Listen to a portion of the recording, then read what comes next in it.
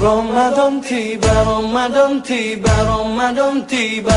Marhaban ya Ramadan, marhaban ya Ramadan, marhaban ya Ramadan, marhaban ya Ramadan.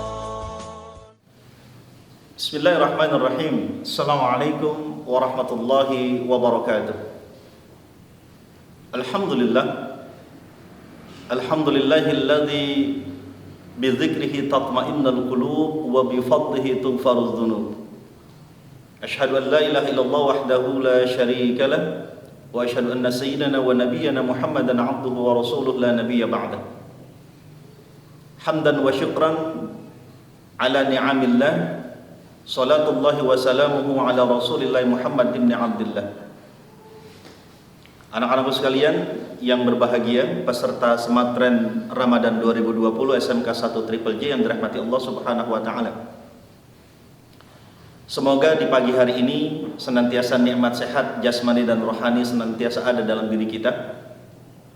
Allah senantiasa memberikan karunia-Nya kepada kita dan menjadikan kita atau menjadikan puasa kita menjadi puasa yang terbaik dan bisa kita pertanggungjawabkan di hadapan Allah Subhanahu wa taala. Salawat dan salam tak lupa pula di bulan yang baik ini kita maksimalkan, kita haturkan, kita kirimkan kepada sosok Nabi kita tercinta Rasulullah Muhammad sallallahu alaihi wasallam. Anak-anakku yang dirahmati Allah Subhanahu wa taala, materi kedua di hari ini adalah berkait dengan fikih. Banyak pasti yang masih bertanya, apa itu fikih sebenarnya? Dalam sebuah hadis Rasulullah menyampaikan, "Man yuridillaha khairan yufaqihu fid din." Barang siapa yang Allah kehendaki kebaikan, hendaklah dia itu senantiasa berfaqih atau memperdalami ilmu agama. Fikih ini kaitannya erat dengan syariat.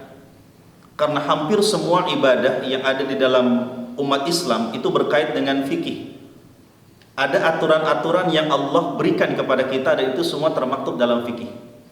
Bahkan dalam masa pandemi sekarang pun yang ramai dibicarakan orang adalah berkait dengan bagaimana mengganti sholat Jumat dengan sholat zuhur, kemudian melakukan kegiatan sholat jamaah di rumah, kemudian melakukan tarawih di rumah, dan lain sebagainya. Itu merupakan bagian kecil dari fikih yang sedang kita jalani sekarang.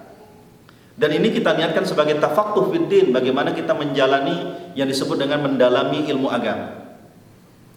Anak-anakku yang dirahmati Allah Subhanahu wa taala, fikih ini senantiasa selalu dinamis, selalu berubah-ubah. Berubah dalam arti secara hukum tidak akan pernah berubah, tapi tata caranya pasti berubah.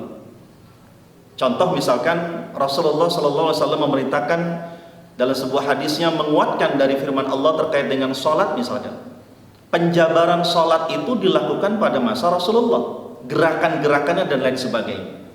Tapi nabi-nabi terdahulu pun senantiasa melakukan sholat. Pertanyaannya, apakah sholatnya sama dengan yang dilakukan oleh kita sekarang? Pasti berbeda. Ini yang saya maksudkan bahwa perintahnya, hukumnya sama, tapi tata cara pelaksanaannya pasti berbeda. Kita tahu bermakna dengan sholat yang disebut dengan sholat tarawih misalkan. Pada masa Rasulullah Shallallahu Alaihi Wasallam, tarawih yang dilakukan oleh Rasulullah adalah cukup 3 malam saja. Pada saat malam keempat Rasulullah menghilang, dalam arti tidak lagi sholat di masjid, tapi sholatnya di rumah. Kenapa kemudian Rasulullah bersifat seperti itu? Karena ingin atau tidak ingin Rasulullah menjadikan sholat tarawih itu khawatir diwajibkan atas umatnya nanti. Tapi kemudian pada masa Umar ibn Khattab, sholat tarawih rutin dilakukan. Bahkan kemudian menjadi terpecah hukumnya. Ada yang melaksanakannya 11 rakaat ditambah witir, ada juga yang melaksanakannya 20 plus 3, ada 23. Ini yang saya maksudkan bahwa hukumnya tetap sama, tapi kemudian tata cara pelaksanaannya berbeda. Anak-anakku yang dirahmati Allah Subhanahu wa taala, saya mengutip sebuah kitab yang disebut dengan kitab Sifatu Shaumin Nabi sallallahu alaihi wasallam, dan ini sangat cocok untuk anak muda zaman sekarang. Ya, bahwa ibadah puasa yang kita lakukan sekarang ini merujuk kepada maqasidus syariah, tujuan bagaimana kita menjaga syariah kita. Ada tujuan-tujuan yang Allah berikan kepada kita secara hukum yang memang harus dijalankan dan ada tujuannya. Yang pertama, Rasulullah menyampaikan bahwa dalam puasa ini ada berbagai macam tujuan syariah yang harus senantiasa kita capai.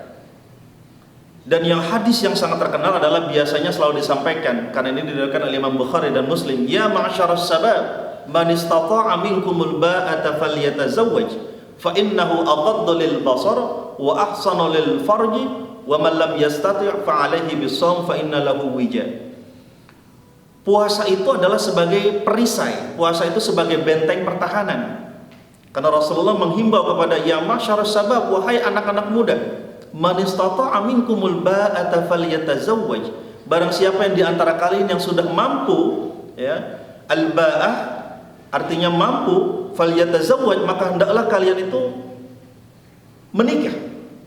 Fa innahu aqaddu lil basar, karena menikah itu sesungguhnya menjaga dari pandangan. Wa ahsanu lil farj, dan juga menjaga kemaluan. Wa man lam yastati', barang siapa yang tidak mampu, fa 'alaihi bis-shaum, maka diwajibkan atasnya berpuasa. Fa innalahu wija, karena sesungguhnya puasa itu adalah bagaimana menjaga diri kita. Syahwat orang yang berpuasa pun Allah pelihara. Karena ketika kita berpuasa, godaan-godaan nafsu ini sangat luar biasa.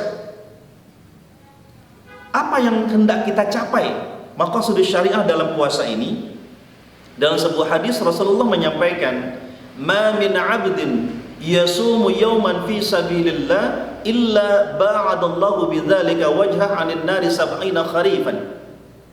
Barang siapa seorang hamba, ma min 'abdin yasumu yawman, berpuasa satu hari saja, ya, di bulan Ramadan misalkan, atau satu hari di puasa-puasa lain, fi sabilillah, dengan tujuan dia berada di sabilillah, illa ba'adallahu bidzalika wajhah, kecuali Allah akan menjauhkan wajahnya anin nar, dari api neraka, 70 kharifan, sebanyak 70 hasta. Dalam sebuah hadis dikatakan, penjelasannya adalah kharifan yang dimaksud di sini adalah bahwa jaraknya 70 kharifan muyassar 70 aman, seolah-olah wajahnya itu jauhnya dari api neraka 70 aman, 70 tahun. Artinya sangat jauh sekali untuk mendekati api neraka bagi orang yang berpuasa satu hari saja. Riwayatnya Bukhari Muslim. Kemudian dalam sebuah hadis yang lain disampaikan, man shoma yawman fi sabilillah ja'alallahu bainahu wa bainan nari khandaqan kama bainas sama'i wal ardh.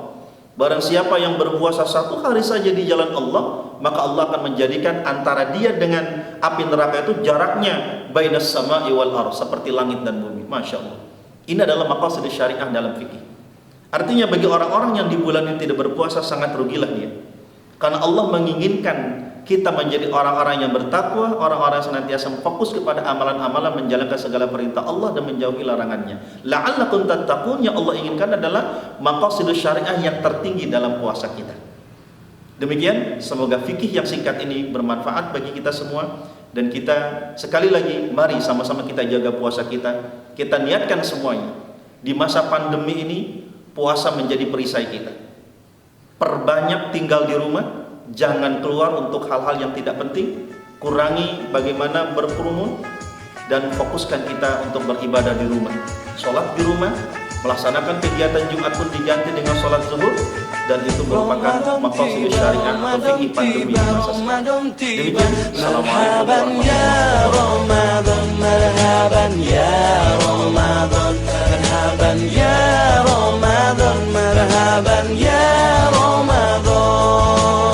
Ramadan tiba, Ramadan tiba, Ramadan tiba, marhaban ya Ramadan, marhaban ya Ramadan, marhaban ya Ramadan, marhaban ya Ramadan. Ramadan tiba, semua bahagia, tua dan muda bersuka cita.